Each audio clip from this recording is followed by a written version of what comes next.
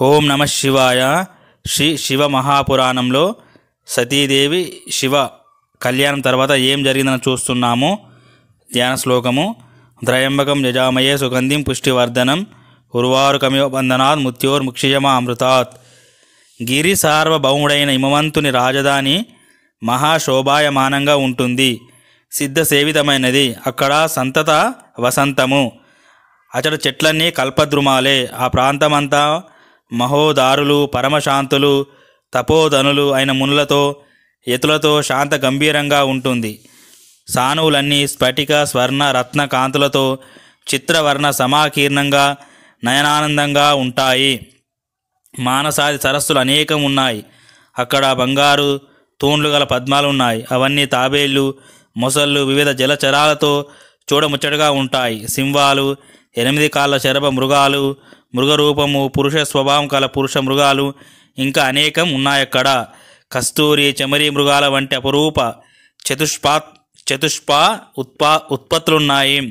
స్వర్ణ పుండరీకాలు, కుంకుమ పువ్వుల తోటలకు కొదవేం లేదు. తిత్తిరి, భరద్వాజ, క్రౌంచ, చాతక, చక్రవాక పక్షుల కలకూజితాలు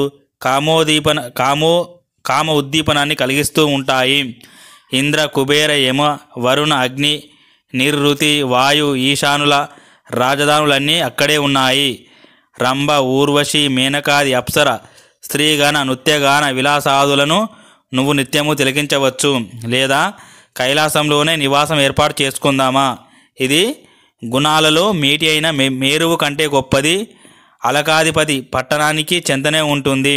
అక్కడ ఆకాశగంగలో నిత్యము జల క్రీడలు ఆడుకోవచ్చు. అన్నింటికి మించి అక్కడ చంద్రునికి వృద్ధిక్షయాలు లేవు. అచ్చట గిరి కందరాలన్నీ సుస్వరంతో వేదగానం చేస్తూ ఉంటాయి. ఉపనిషత్తులు నీకు చెలికత్తలై సేవిస్తూ ఉంటాయి. శ్రవణ మాత్రం చేతనే మనో ఉల్లాసాన్ని కలిగించే శంకరుని పలుకులకు సంతసించి సతీదేవి తన మనోగతాన్ని మెల్లగా ఇలా వెల్లడించింది. నాథ, హిమవత్ పర్వత ప్రాంత కైలాస శిఖరం మీదనే మన నివాసాన్ని ఏర్పాటు చేయండి. శివుడా మాటలకు పరమ మోహితుడై దాక్షాయనితో కూడి హిమాద్రి శిఖరానికి చేరుకున్నాడు. అప్పటికి గరుడు కూడా వెళ్ళలేదు. మేఘాలన్నీ స్ఫటిక కాంతులతో పగలే వెన్నెలను కురిపిస్తూ ఉంటాయి. ఈ విధంగా సతీ శంకరులు కైలాసాన్ని స్థిర నివాసంగా చేసుకొని లోకాలను సంచరిస్తూ ప్రేమ భావన అనురాగమనే మహీరుహాన్ని వర్ధిల్ల చేశారు. శివభక్తి మహిమ. మునులారా, ఈ విధంగా సతీ శంకరులు 10,000 దివ్య సంవత్సరాలు వివరించారు. ఒక రోజున సతీ నివృత్తి భావంతో శివుని సమీపించి, నాథ, అనేక వేల దివ్య సంవత్సరాలు నీతో విహరించి ధన్యురాలు అయ్యాను. నా మనసిప్పుడు ప్రవృత్తి మార్గం నుండి మళ్ళింది. పరతత్వాన్ని తెలుసుకోవాలనుకుంటున్నాను. దేవా, జీవుడు ఏ తత్వాన్ని ఎరిగి శీఘ్రమే సంసార దుఃఖాన్ని దాటగలుగుతాడో ఆ మోక్ష ఉపాయాన్ని చెప్పవలసిందని కోరగా శంకరుడు ఇలా చెప్పాడు. దాక్షాయని, మంచి ప్రశ్నే అడిగావు, విను. పరతత్వం అంటే విజ్ఞానం. ఆ విజ్ఞానం ఉదయించిన జ్ఞాని మనస్సులో నేనే బ్రహ్మమును అనే స్మృతి కలుగుతుంది. ఆ జ్ఞానం దుర్లభం. నా యందలి భక్తియే ఆ జ్ఞానం పుట్టడానికి ఏతువవుతుంది. ఆ భక్తి 9 విధానాలు. జ్ఞానానికి భక్తికి భేదం లేదు. భక్తి లేని వానికి జ్ఞానం కలగదు. భక్తుల విషయంలో నాకు తారతమ్యాలు లేవు. కుల, జాతి, వర్ణ భేదాలు లేవు. ఆ భక్తి సగుణ నిర్గుణ భేదం చే 2 విధాలు. సహజంగా హృదయంలో పుట్టిన భక్తి గొప్పది.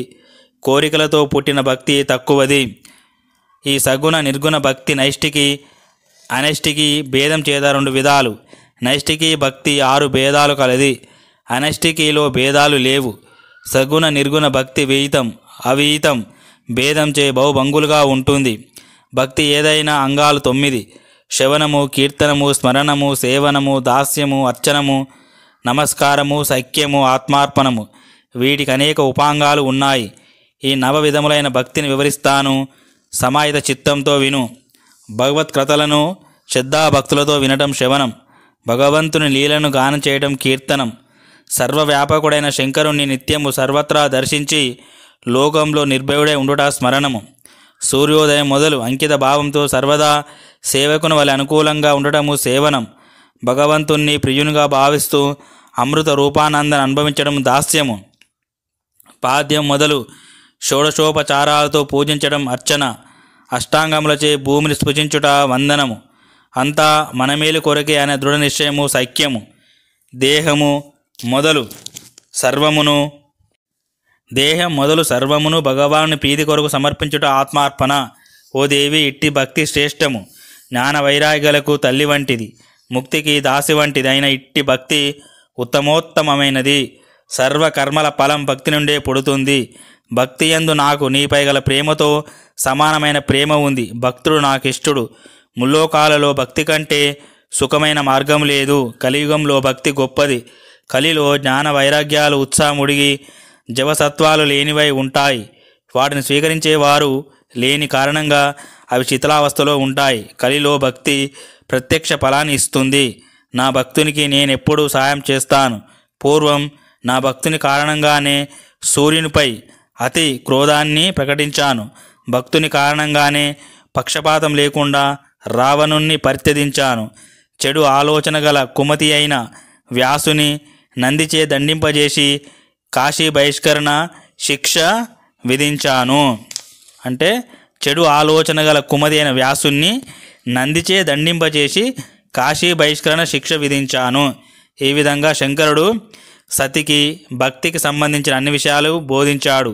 అంతేకాకుండా యంత్ర సహితంగా తంత్రశాస్త్రాన్ని, పంచాంగాన్ని, ఇతిహాసాలను, భక్తుల గాథలను, వర్ణాశ్రమ ధర్మాలను, రాజపుత్ర స్త్రీ ధర్మాలను, జీవ సుఖమైన వైద్య జ్యోతిష్య సాముద్రిక శాస్త్రాలను, చివరగా నాశరహితమైన తత్వాన్ని దయతో స్పష్టంగా ఉపదేశించాడు.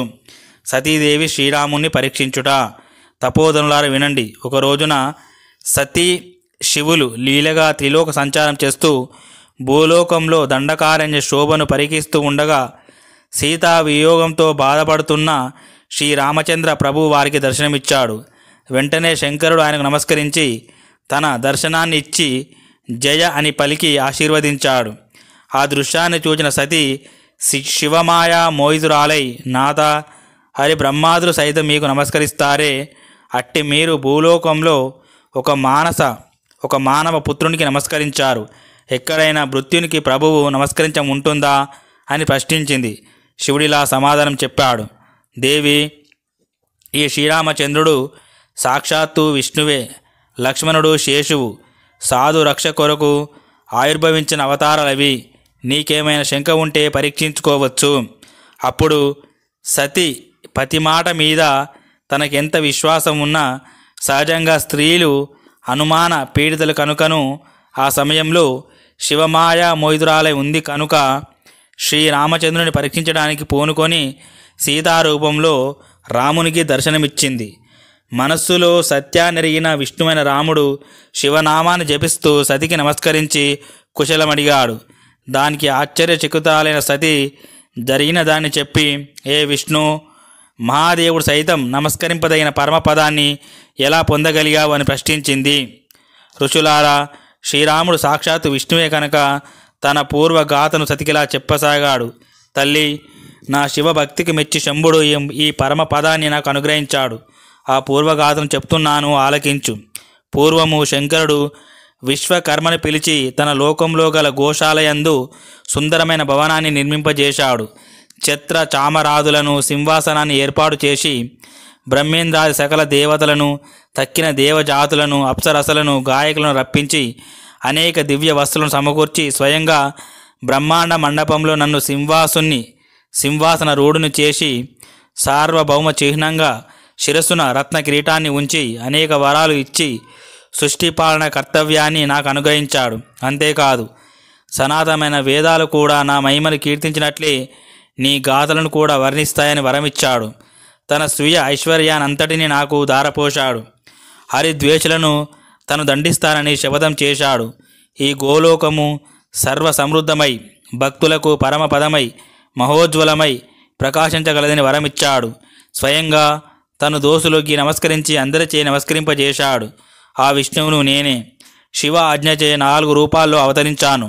వారిలో నేను రాముణ్ణి, మిగిలిన వారు భరత, లక్ష్మణ, శత్రుఘ్నులు.